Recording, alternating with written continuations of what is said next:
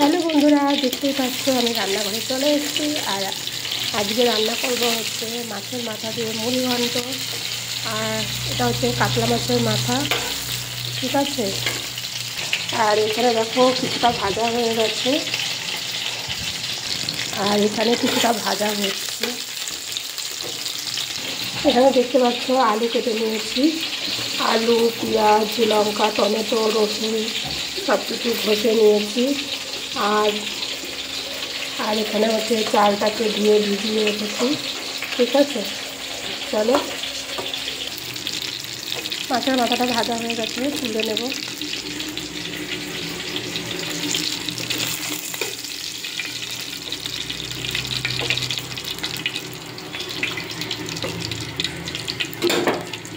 দেখতেই পাচ্ছ মশলাগুলো দিয়ে দেবো তেলে।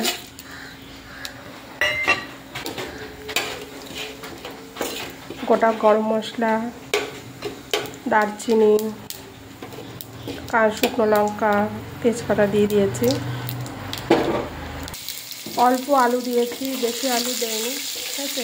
আলুটা একটু ভাজা ভাজা হয়ে গেলে আমি শুধু পেঁয়াজ, কাঁচা লঙ্কা কেটে রেখেছি এগুলো দিয়ে দেবো।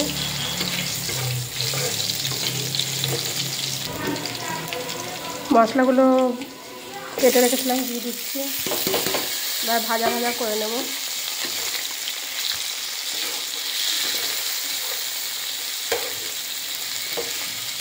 দেখতেই পাচ্ছ পেঁয়াজটা ভাজা ভাজা হয়ে এসছে। এবার যে গুঁড়ো মশলাগুলো ওগুলো দিয়ে দেবো, দিয়ে ভালো করে নাড়াতে হবে। দেখতেই পাচ্ছ এখানে জিরে, লঙ্কার গুঁড়ো, হলুদের গুঁড়ো সব নিয়ে নিয়েছি, নুনও নিয়ে নিয়েছি। এবার দিয়ে দেবো।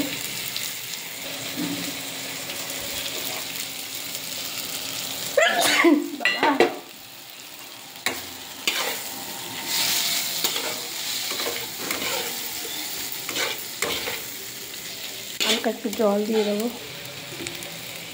জল দিয়ে দেবো, নাহলে মশলাটা পুড়ে যাবে।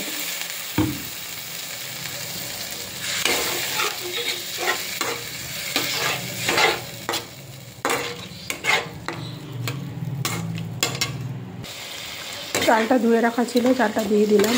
এবার ভালো করে কষিয়ে নেব, চালটাকে একটু ভাজা ভাজা করে নেব, ঠিক আছে। দেখতেই পাচ্ছ চালটা ভাজা ভাজা হয়ে এসছে।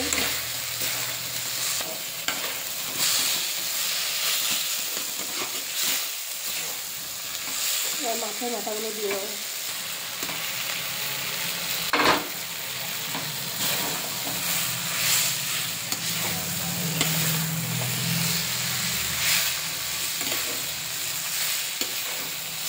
মাছের মাথাটা দিয়ে ভালো করে কষিয়ে নেব, নিয়ে তারপরে জল দিয়ে দেবো, ঠিক আছে।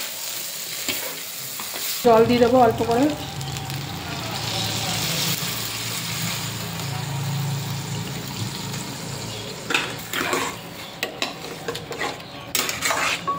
চলো বন্ধুরা, হয়ে গেলে ফাইনাল লুকটা পরে দেখাচ্ছি।